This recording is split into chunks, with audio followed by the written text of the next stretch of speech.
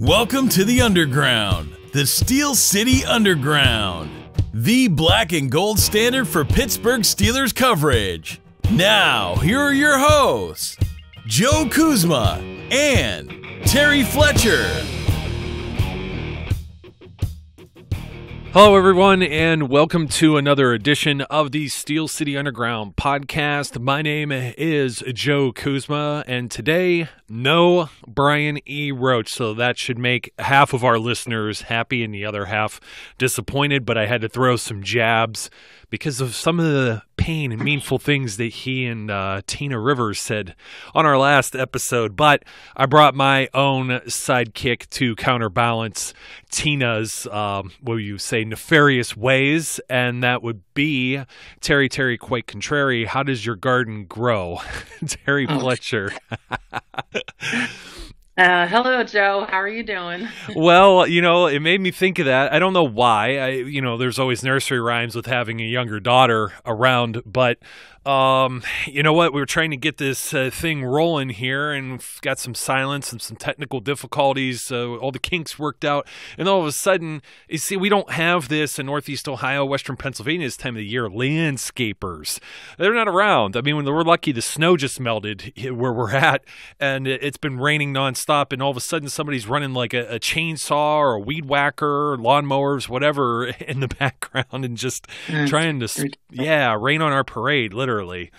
Well, we're 70 degrees out here all the time, as you know. So, what can we do? We have to maintain our beautiful palm trees and lawns and everything. Yeah, we don't maintain anything. There's no leaves on the trees. Some of the leaves are still on the ground because I hadn't been able to rake because of the miserable weather from like about October-ish on and just being busy. And then you don't have daylight when it's like 5, 6 o'clock at night and it's already dark. And if you happen to have an office with no windows like I do, it's almost like you're in a prison. So you don't even get your masters don't release you to the outside, and you go from daylight to just darkness when you go out there. And hey, the days are starting to get longer again, so I'm a little happy. It gets even longer during the NFL offseason, of which there's things and stuff going on that we have to talk about today. I think I want to talk about the killer bees. This is one of your favorite topics, not only who is a killer bee, but we're going to talk about which of these killer bees is going to come back. One in particular we really need to talk about, but we're going to save him for last. I think we know who we're talking about there. But I don't know. I'm trying to think here. There's all kind of goofy things going on. Marcus Peters getting traded, Blake Bortles getting a contract extension. I guess Jerry Jones is going to get fined by Roger Goodell now. That's the big one coming out today. So anything that strikes your fancy that you want to talk about first, Terry, before we dive headfirst into this topic? No, I think the thing that just is always exciting and always interesting, I guess is probably the better word, is when you start to hit free agency, you start to hit who's going to be franchised, who isn't. I think that there's something negative that always seems to happen when people talk about players being franchise tagged or once or twice. And you look at those enormous skyrocketed salaries and how much that means, and you can't really feel sorry for a player who gets franchised. I realize they went a long-term deal, but you look at the Kirk Cousins, you look at what Lev Bell made last year, you just look at some of these players, and Kirk Cousins got it twice. Didn't he make like $30 million last year or something? I mean, just a ridiculous amount of money, and you're just like, yeah, stop your whining. No, I think his new one would have been 30. In fact, you know what? There is no real. There's a faux pas out there about how many times a player can be franchise tagged. It's actually cost prohibitive to go past really 2 years. That's why teams don't do it. They could have tagged him again, and it would have been about $30 million for Kirk Cousins. And yeah, I know. We talk about it quite a bit. Well, I know everybody thinks he's the next best thing. And, it's funny because I personally feel that he's just ordinary. Do I think he's a top 15 quarterback with what's out there? I do. I think he's number 15. And then you see all these things. Oh, he's the top free agent. He's all this. I'm like, he's not the top free agent. He's one of the free agents available because there's not a lot of quarterback options. So you kind of have to put things in perspective. But it's like, if a team was willing to part with him, he's not that great. So Well, that's true. That's true. Or they don't get along for whatever reason. You usually don't have anyone like that hit the market that's been a starter and had any type of success. Drew Brees is the last one that really comes to mind. There may be a few others here or there. And that's the reason why San Fran went out and they did what they did to get Jimmy Garoppolo. They traded. They didn't want to have to fight in the free agent market, and they get a jump on that and gave him a boatload of money because there aren't 32 starting quarterbacks in the NFL. In fact, you even get to that 15 and you're kind of shaking your head, and some of those guys that are even, I mean, just look at some of the guys that are paid so much money, like a Joe Flacco, or we just said Blake Bortles getting a new deal, and Jimmy Garoppolo, largely unproven, was a bit hot, had a hot streak at the end of the year, but still unproven. And there's countless others, Derek Carr and Matt Stafford getting deals last year. And I think what's interesting is they get these deals based on what they did, not what they could be doing. And you always see these really big deals for the most part, not everybody, where you also all of a sudden see a decline. Flacco is a perfect example.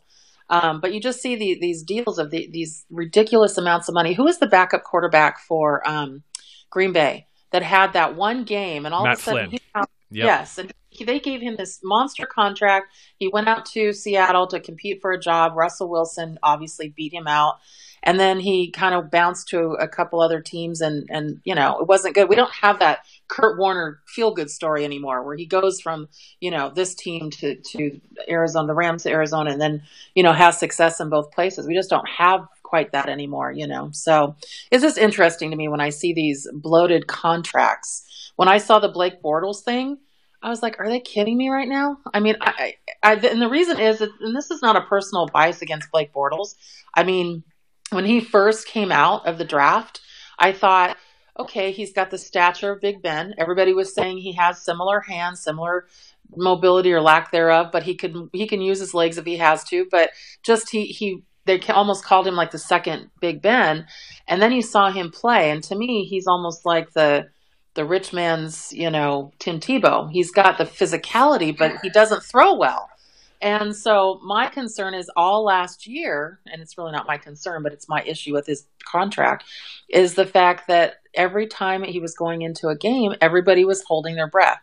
Well, I wonder what he's going to do. He wouldn't even throw past 100 yards. The defense came up big, and you're just like, really? Another contract? I really didn't see him staying there.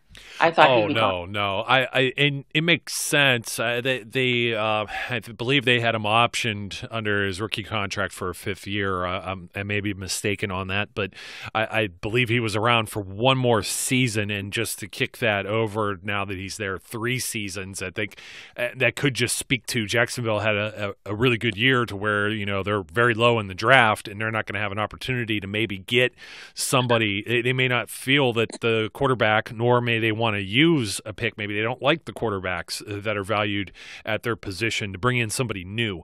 So, and then of course you see who's not hitting free agency, who is hitting free agency, and they look and say, well, we made the AFC Championship with Blake Bortles. Why not? You could do worse, and you could certainly. So I think it's kind of funny. But then, Joe, you see that Case Keenum isn't going to be franchised, but they've got all kinds of. Well, they may still. Well, they may still do a deal with him without doing a franchise tag. So I took that with a grain of salt. The thing that was funny for me was I participated with a silent auction locally just yesterday, and they had a signed football for Deshaun Kaiser, and I think the bets were somewhere in like the $35-$40 range for the winning. I mean, the football is probably worth more than he probably devalued the football by signing it. So for those of you aren't familiar, soon-to-be former quarterback of the Cleveland Browns, Deshaun Kaiser. Yeah, I never know. Maybe year 2 will treat him well. But speaking of year 2 and multiple years kicking into the future, we have some killer bees to talk about. And it wasn't too long ago, and we still have some kind of the rumor mill and speculation as to whether or not all these killer bees will be back for 2018. I mean, 2017 was looking pretty rocky, too. You couldn't enter an off season for the last 3-4 years without someone saying, "Hey, Antonio Brown wants paid. Steelers need to pay this guy that." I mean, they took a gamble on him. Now you want to talk about future production versus past production when it comes to contracts, and that's always you're trying to hedge your bet on. Will they continue to perform like they have, or how you may value them to perform? And AB was, I wouldn't say value contract because he was really no one. Everyone was panning them for signing Antonio Brown for 5 years instead of Mike Wallace. So AB finally gets paid. Don't have to worry about any of that this year. He will be back. He could have been a league MVP if he doesn't get hurt. So that's one you could check right off of the list. Now the others, they get a little more dicey from there. Of course, Big Ben was talking retirement. Now he may play forever for as far as we know. Well, I think that the Haley change, I think, was good. He said he wanted consistency, but he's always politically correct. Wait a minute. You really think Ben's going to play longer now that Todd Haley's not there? Get out of town. Yeah. Get out of town. Absolutely. I think that was a thorn in his side. I think that he didn't like some of the calls, and I truly believe that that's where he finally made up his mind because of his relationship with Randy Fichtner. I really believe that was a deal, because now he's saying 3 years, and who knows if it's 3 or 4 years or longer, or if it's 2 years, but he's publicly said 3 years. And I think that Todd Haley had something to do with it. Remember that one game where we saw Todd, say, "Shut the F up, Ben," and he backtracked and said, "No, I was talking to a coach." He was not. He was talking he absolutely was not. He claimed that was Danny Smith, instead of Danny, liar. the special teams we saw coach. It.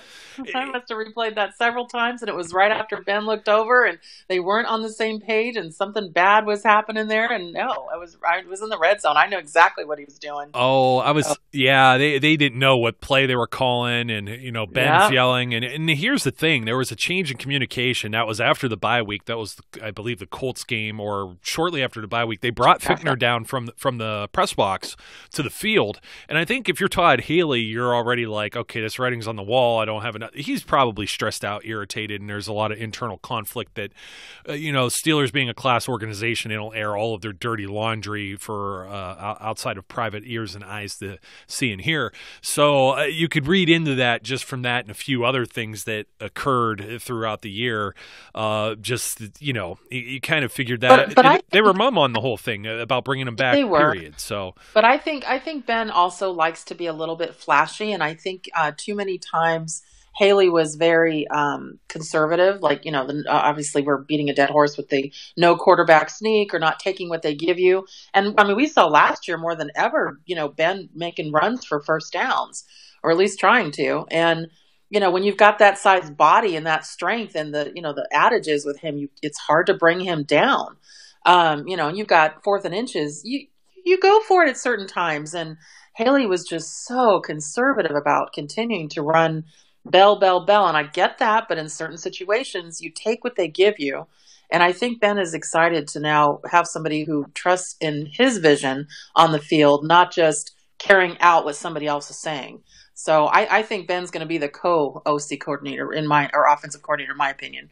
So I think that's a really good change. He's there. But when we talk about the killer bees, I don't think that Martavis Bryant earned it last year. You know how I was the year. I said that's earned when he came back, and I don't think he earned it. Now, do I want to see him go? I don't.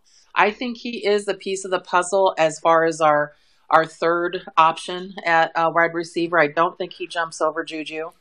So I think that Juju's earned his second spot with Brown, and then I think that Chris Boswell's number is actually a killer bee now. So. Well, yeah, Boswell's on this list, and as to whether he comes back this year, I don't think there's any way the Steelers let him out of the building. He is a restricted free agent, but he's not under contract currently. But he is restricted, and I think they'll end up with a long-term deal for who is a Pro Bowl kicker now, and like I said, ice in his veins and won a lot of games. I mean, they haven't had a kicker like Boswell, maybe ever. He may end up owning everything before it's said. He blocks, he runs down plays, and he needs to stop doing that. We saw Schweezen get hurt in a Hall of Fame game. It still makes me cringe.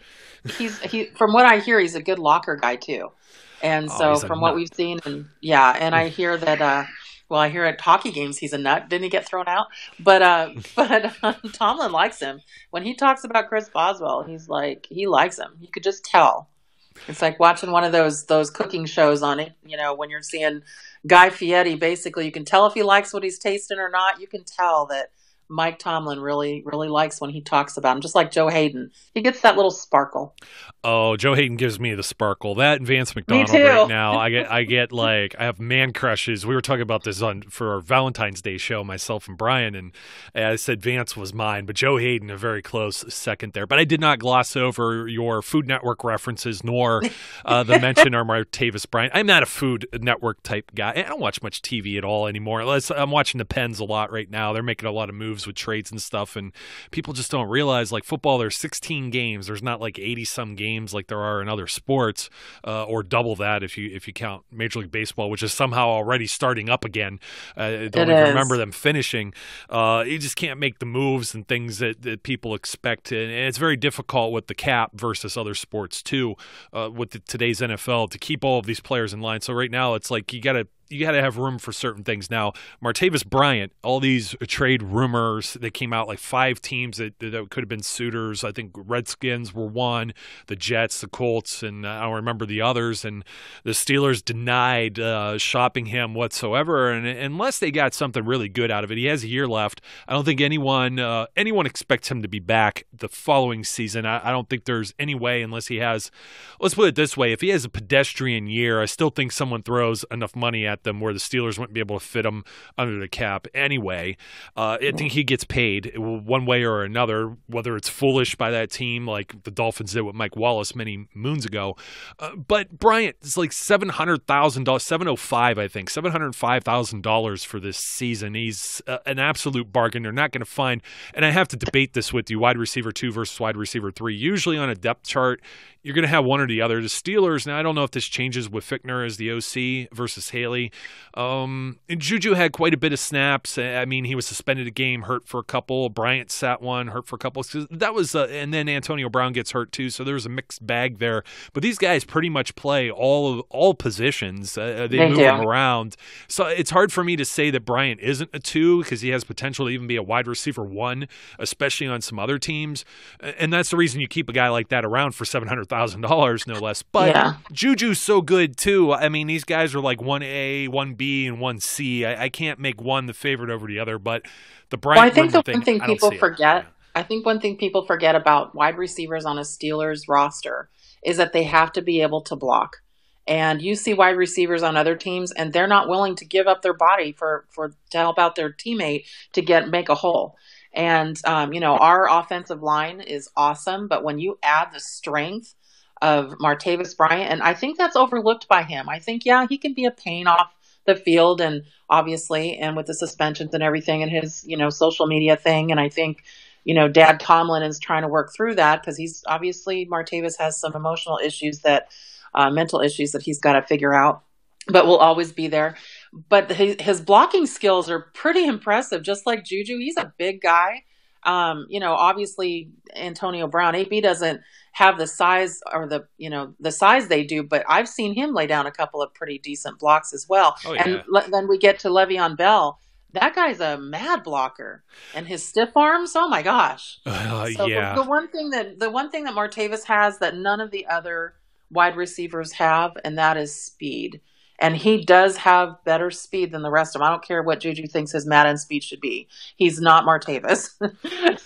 Well, you can't teach speed. You can't teach quickness, elusiveness. And, Juju's kind of a different body, a different mold of receiver than Bryant. Like I said, I don't see Bryant going anywhere. I think he'd be back for 2018 unless there's some sweetheart deal because they know they're not going to have him the following season. So if they can do something for the future and not hinder their immediate plans for the 2018 season, that's the only way they'd move on it. But I think other teams are cognizant of that too. And unless you get something like even even Marcus Peters moving from the Chiefs to the Rams. I mean, it would have to be a pretty solid deal for Bryant, I think, for Bryant and for the Steelers to make some type of move like that, because I don't think you're just going to draft a guy. You could draft a guy and end up with another Marcus Wheaton or Sammy Coates, and Right. I don't know if that's good enough to replace Bryant. Bryant played decent amount of snaps, but then again, some of it was injury and suspension related. He's out there. It depends on the packages. Not my quote. Some people say he runs around like a baby giraffe, gets tackled easily, but that's if you catch him, And Well, yeah, exactly. he's The physical. speed again. Yeah. He's very physical, but I mean, I think this could be an opportunity for him as well to up his, trade value or his, free agent value. And also when he does that, it only helps the Steelers. So, because of what he, if he's doing that, that means he's making good plays. And so, but we have to move on to our. Yeah. Don't forget, Martavis was out of football for like 16, 18 months or whatever it was. I know. And so now this year's going to be it's going to be different. He doesn't have this dark cloud over his head. He's going to have a full off season where people aren't screwing with him and saying, no, you can't practice. No, you can't play in this preseason game or anything like that. And now, he's back into the process, and Right.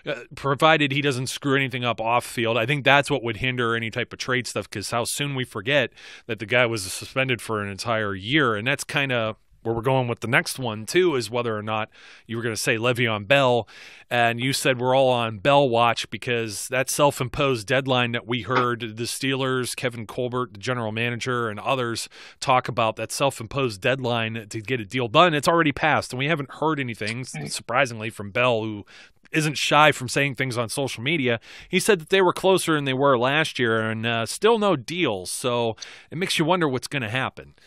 Well, I think that the one thing with Le'Veon is I think he feels that his value is such a high ceiling than what it is. And I think that he just turned, 26? He just had a birthday. 26 or 27. He was 25. So it's probably, if he just had a birthday, it'd be 26. Same as his number. He is a very, he is a athletic specimen, no doubt. But the one thing that, I think that he has to realize is the fact that just making sure you work out and keep your body good is not enough to say you've been on the field practicing with people. And so my concern with him is his constant comments about holding out, possible retiring, if he doesn't get the money he wants. And obviously he's looking for more guaranteed long-term deal. And Colbert said that, and so has the Rooneys. They've said they want to keep him a Steeler for life, but how long a life is that? I personally think, and he's been in the league, 4 years now? 4 years? 5. 5. Okay. Well, because he had 4 on the rookie contract, and then last year he was tagged. So this will be his 6th season. Okay. Not to confuse anyone out there. Okay. No, I'm glad you said that, because I was thinking he's more of a 7-year run back. But if he's been in the league 5 now, and so he's going into his 6th, I could see him being a top producer for maybe another 2 to 3. But running backs have, and I realize he thinks he's a running back wide receiver, which he is. He definitely plays a factor into the receiving game. But that man has so much, the wear and tear on him, because he's just given so much work to do. And so I don't blame the Steelers for not wanting to do a 5-year deal, like from what I'm hearing he wants. I would do more 3 to 4. I wouldn't do 5. I just wouldn't do it. It's just, to me, it's taking a huge risk paying him until he's 31 years old with the production they expect from him and what they're doing there. I just wouldn't do it. I totally agree. I'm half on board with some that say, we have Tommy Jaggy here who put out a bunch of statistics, and we were looking at them prior when we were offline here, and just talking about if he's in decline because he had less yards per carry and he didn't have as many big runs, and some of the things that I have a problem with that is that if anyone didn't see this, Bell had 321 carries, 15 games. He didn't even play his 16th game. It's like almost 40 more than LaShawn McCoy, who had 287, second in the league as far as attempts. He ran for almost 1,300 yards, and of course he caught 85 passes too, which is also a career, both career highs for this past season. It's just insane. Now, of course, he missed several games with suspension in 2016. He sat one out, so he only played 12.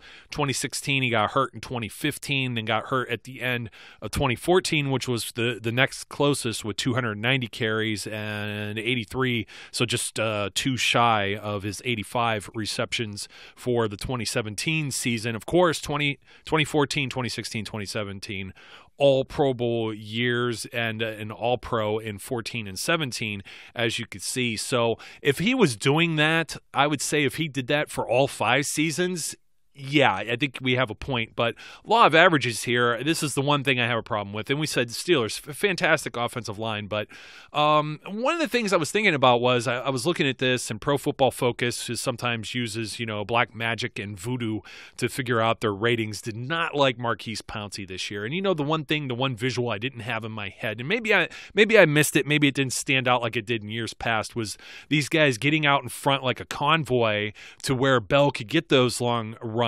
So when you're comparing someone like a Todd Gurley, for example, and saying they had more yards per average, let me see, I'm pulling up some more. Kamara as a rookie, or any of these guys, Kareem Fournette. When you get those longer runs, it's going to skew your average. And, of course, when you have a lot of carries, it's also going to change that average. So at the very least, Le'Veon has been consistent. Not consistently bad, but consistently – I'll err on the side of consistently good. Now, if he shows a kind of decline again, it's going to be hard, because if they give him a long-term deal, this is what I expect, Terry. I expect a franchise tag just to extend these talks, because I don't see them being done before the franchise tag deadline is over. It's just going to be a charade all over again. They're also not going to let him walk or retire.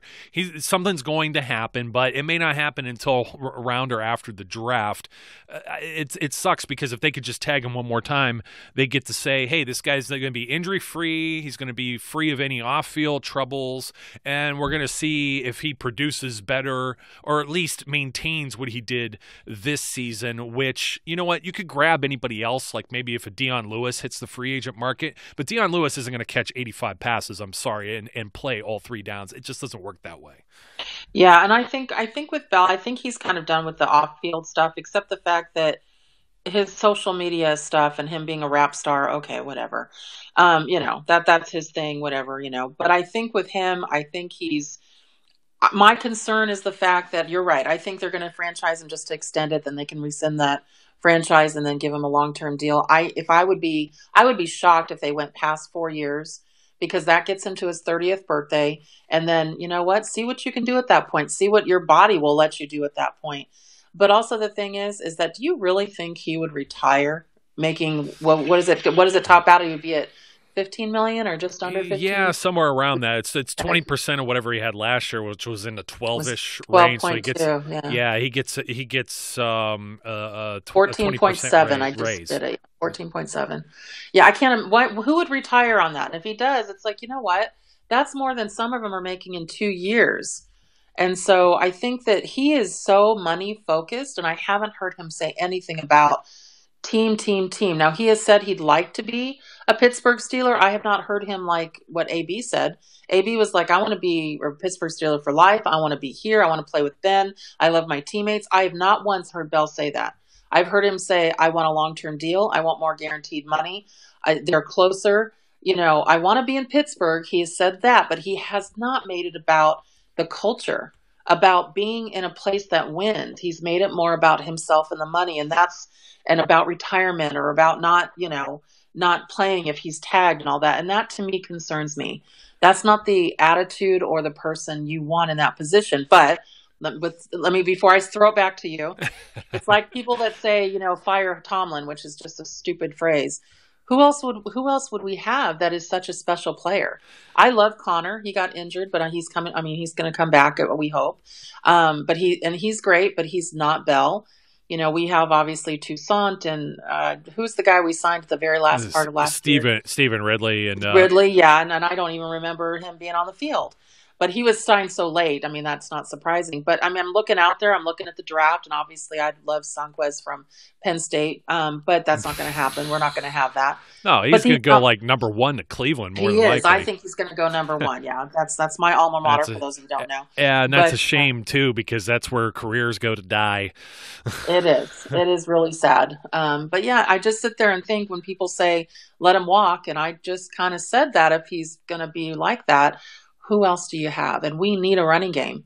Ben is going to be 36 when we start, and I'm happy he wants to play, or he is 36. He wants to play another 3 years, but we need a running game. And without Bell, we need either somebody like Bettis that we used to have. We need a really big, heavy back, or we need somebody who can also contribute to the passing game. And that just, I don't see it. I don't even see it in the draft. Well, so I've been looking. Yeah, I don't think Connor's in a lot of people really did not like my take on it, but I said Connor is not an every down back, and he just isn't. And he didn't have like breakaway speed either. Like there's a lot of commenting about Bell not having that breakaway speed, but the other player, they're not on the roster yet, more or less. And I agree with your 3 to 4 years, because I mean, running backs, they hit that 29, 30 years old, and that's it. Even if he wants to be a wide receiver, you hit 30s, and then the guys are out. I mean, you're going to get some guys playing defense, offensive line, quarterbacks that play in their mid-30s, and if you're a kicker, I guess you play until you're 50 now.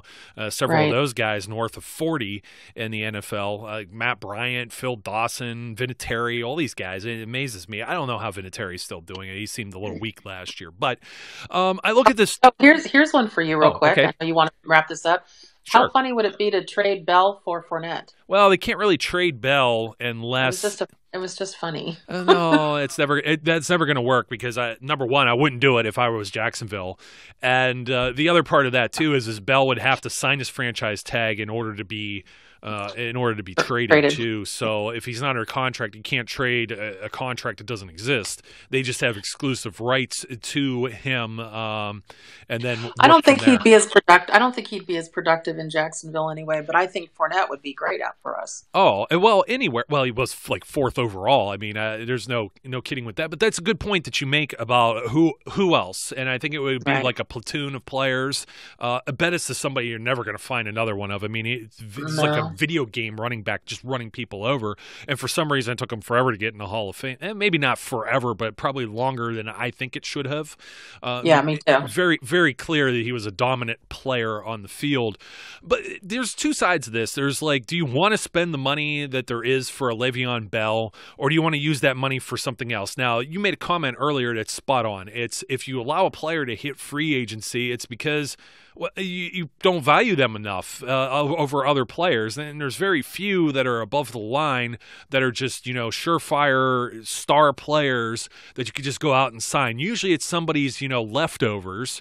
And that's kind of the way I feel if it's like, well, let's save the money you would spend on Bell and go get some defensive players. Well, there's not a whole, it's slim pickings for, especially the Steelers have the need at linebacker and at safety. It's slim pickings if you're looking at what might potentially be out there. Now, the other half of that, the other side of that is even if you do have those savings, could another running back come in and do what Le'Veon Bell does? Well, we saw it with D'Angelo Williams.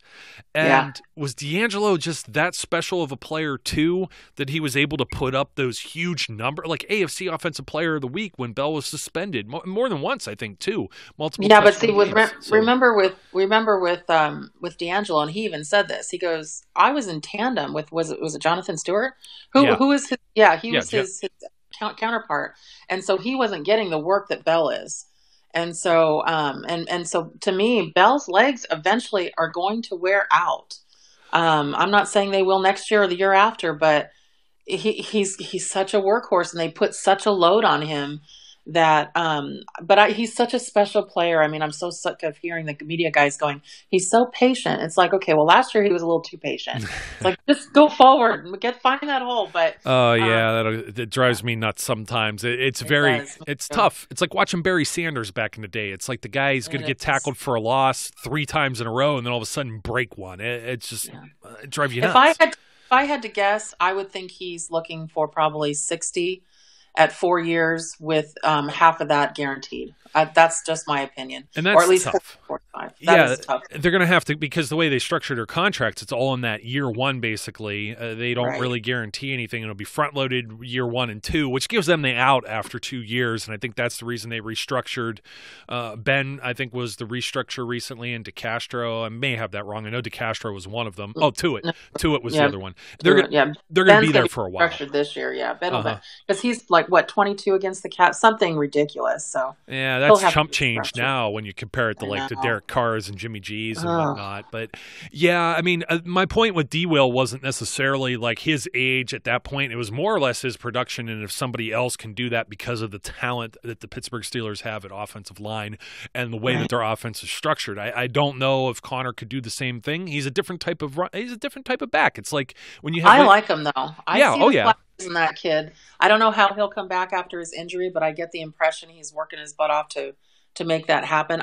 This is the one position, and you know me, where I like to, like I mentioned today, getting the one linebacker from Derek Johnson. I was hoping to maybe look at him. I know you shame. Okay, stop. Shame. That's my opinion, but I'm not in the position or in the opinion that you should pick up an old running back. I liked D. Will because D'Angelo Williams was clear. I'll carry Ben's water if I need to. I'm a backup. I know my role. That's why when we picked up Blunt, he was thinking he was going to be either starting or tandem, and he did not want to be backup to Bell. And so D'Angelo Williams knew what that was. But I think that, if we can find somebody that would know their role, I would love to see something like that. But I think Connor actually has something there. But it would take him a year or so to get acclimated. Yeah, I think Tommy pointed out something about like all three of the mainstays at running back for the Eagles, of course, who won the Super Bowl, being LeGarrette Blount, Corey Clement, who I'm trying to think what round he went. He was a mid to late round running back. I think he's a rookie or maybe a second-year player at best. It escapes me. And then Jay Ajayi, who's still under a rookie contract, and they just traded a draft pick to go get him.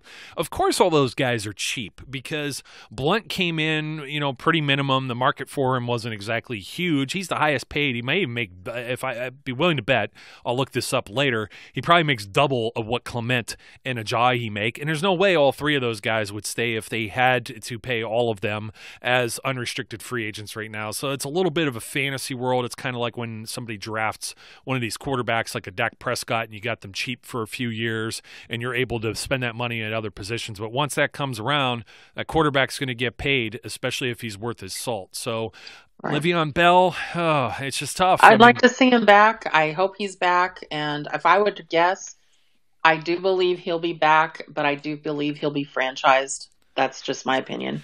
Yeah, I agree too, and it's just a tough. You're not going to know until we look back on this 2-3 years from now and know whether or not the Steelers made the right decision. They have a track record of usually not getting it wrong with letting certain players go, such as like a Mike Wallace, et cetera, et cetera. Very seldom does it ever come back to bite them. So we shall see. We're still on Bell watch. So Terry, keep your eyes peeled.